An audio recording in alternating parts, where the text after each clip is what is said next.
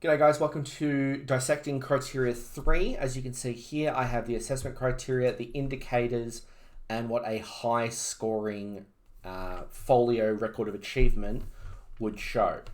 Now, when they talk about a work plan, what they are talking about are a series of organizational charts to sort of show the order in which you're going to do things, some of the equipment you're going to need at particular steps, and what relies on other things being done first.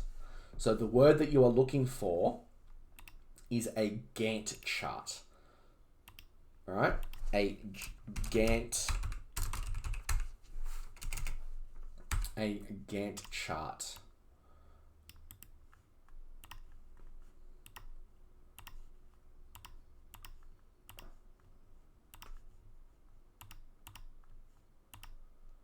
All right, and to answer your question, yes, you can use Gantt project. You can do it in Excel.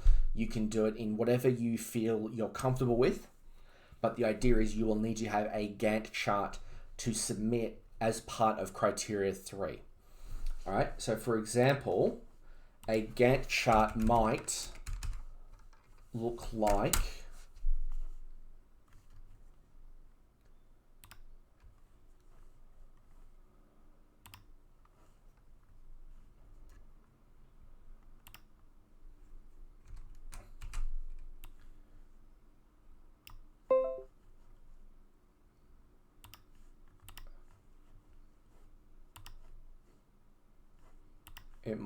something like this.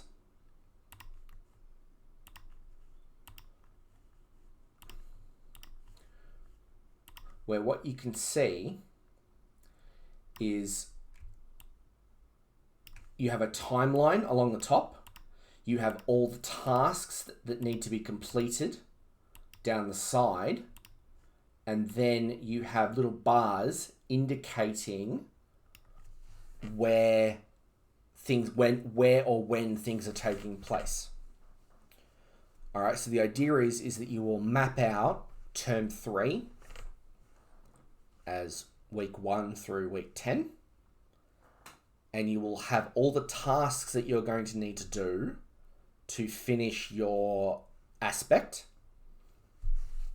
have it all marked up in terms of what things are essential, when can things be done. You have to sequence your project. All right, you have to logically work your way through the project and sequence the steps that you're going to need to take. Some things can be done before others, but obviously you can't do final assembly until you have assembled all the individual components. You can't assemble all the components until you have all the stuff 3D printed. Now, here is the kicker. If you make a Gantt chart now and you set it now, I guarantee you that is not what your actual Gantt chart will look like at the end. What you will do for criteria 3 is you will submit an idealized timeline for your project. If you can show important milestones or dependencies, that would be great, especially when you have things that rely on other components being finished. All right? The idea behind it is that if you show me a Gantt chart of what you intended on happening and you compare it to what actually happened at the very end, I guarantee you they're going to be radically different. And that is the point. All right? It is part of the process of system engineering to sort of say, well, okay, I planned on things happening like this, but in actuality, here is my timeline of actually what happened. So you will make one that you submit as part of criteria 3, and then over time, you will make changes and different versions of that timeline based on what actually happens. And that could be for things such as I was sick, my order didn't arrive on time, the 3D printers were unavailable, this thing took longer than I thought it would, and all that sort of stuff. The easiest way to think about it is to block out all of term 3, because ideally that's how much time you spend on your project. You can spend longer, but ideally you'll be spending basically all of term 3 minus a week or 2 for the SAC. All right.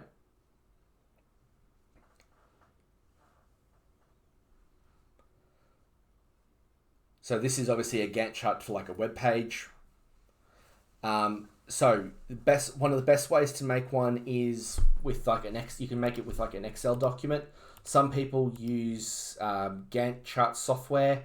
If you just Google Gantt chart software, you can find it. Although most of the people, I think Magendran last year only used Excel to do his. But the idea is that you make one as an intention to say, okay, this is what I think needs to happen. And then you can come back later and put all in there. Yes, you do. It says here, indicator devises a work plan, timeline, sequence of steps. All right, the easiest way to show all of that information is with a Gantt chart. All right, it is absolutely the easiest way to do it. All right. So there'll be some resources that I provide on how to create Gantt charts. They're very simple. You set them up in Excel. There's templates to be used as well. Again, you will get that. And that's the point, is that some of the people will have never done a Gantt chart before. And that makes sense because I'd never done a Gantt chart until I started doing this subject. So, all right. I will provide an example one later, not right now. Okay? Now, so that's the first dot point, is your work plan, your timeline. All right? After that, we have the references, materials, components, and processes. This is where you're going to create a rough catalog. Yes. A catalog of the materials you're going to use, the components you're going to need to buy, the processes you're going to use, the equipment that you're going to need. So this is where you create your parts list. This is where you provide the pricing, the shopping, the information about your components, things like that. So this is where you would break out the data sheets and things like that. So to say, okay, well, if I'm going to use this sort of battery, this is the performance of the battery. This is where I'm buying the battery from. This is how much it costs, that sort of thing. And then you're going to run down, okay, I need to use a 3D printer. This is how 3D printing works. I'm using this sort of printing plastic. This is why I'm using this sort of printing plastic. I need to use an Arduino. Yes. Yeah, so if you're just copy pasting off a data sheet, that is absolutely fine to give out the specs of the parts. All right, but if you want yes, in most cases, for each component, if you just put a link on the page to where you got it from, that is perfectly suitable for me. So you say source ... jcar link. All right. I don't need a full-on bibliography like a actual science thing. I just need to know where you're getting your information and your prices from.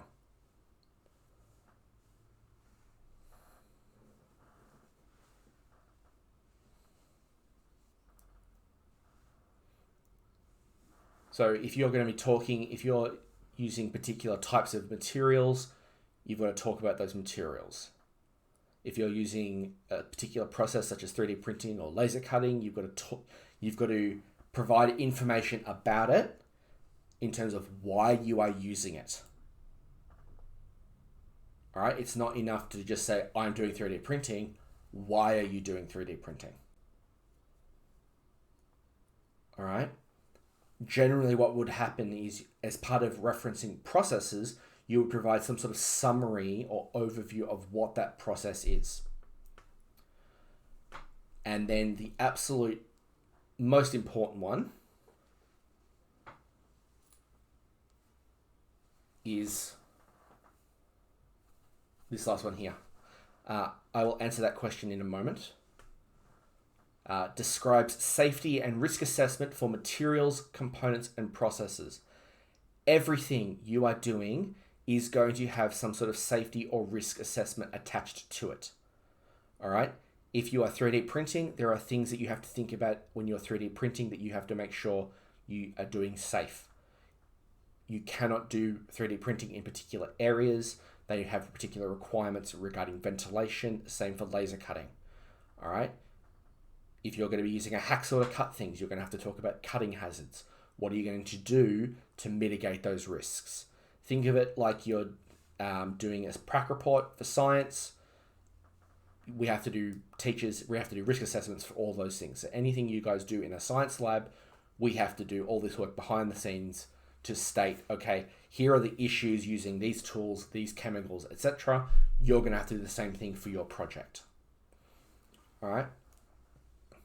Now, the question that I just had asked from the audience, is the Gantt chart going to be about the whole project or just the component that you have to make? All right. It is about the component. It is about the aspect. All right. You have known the entire time that your Gantt chart, or you've known most of the time you've been working on this, that you're only needing to make an aspect. All right. Now, if you want to go really big picture and you want to score major brownie points, try and do one for the whole project. And then explain, okay, this is what's happening, this is what's happening, COVID-19, blah, blah, blah, blah, blah. All right.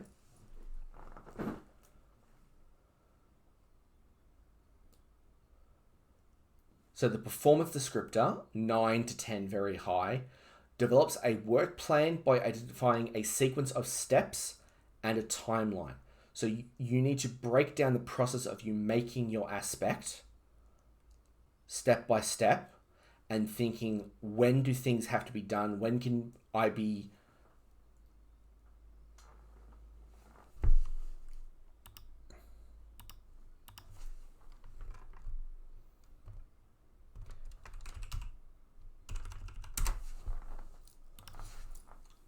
When can I be, if for example, I send off some parts to be 3D printed, what can I be doing in the meantime while I'm waiting for things to be 3D printed? Right? Just because you are waiting for something to happen doesn't mean you can't be doing something else. All right? And working on and writing up your folio is part of this process. All right? So you need to sort of plan into your timeline, well, when am I going to test my device? When am I going to finalize my folio? When is my expected due date? All right, so you might want to put in your thing, you might want to put in your Gantt chart, particular milestones. I want to have this thing done by this date. I want to have the whole thing assembled by week 9, for example. Again, I'm just putting ideas out there. I'm not saying these are hard and fast things.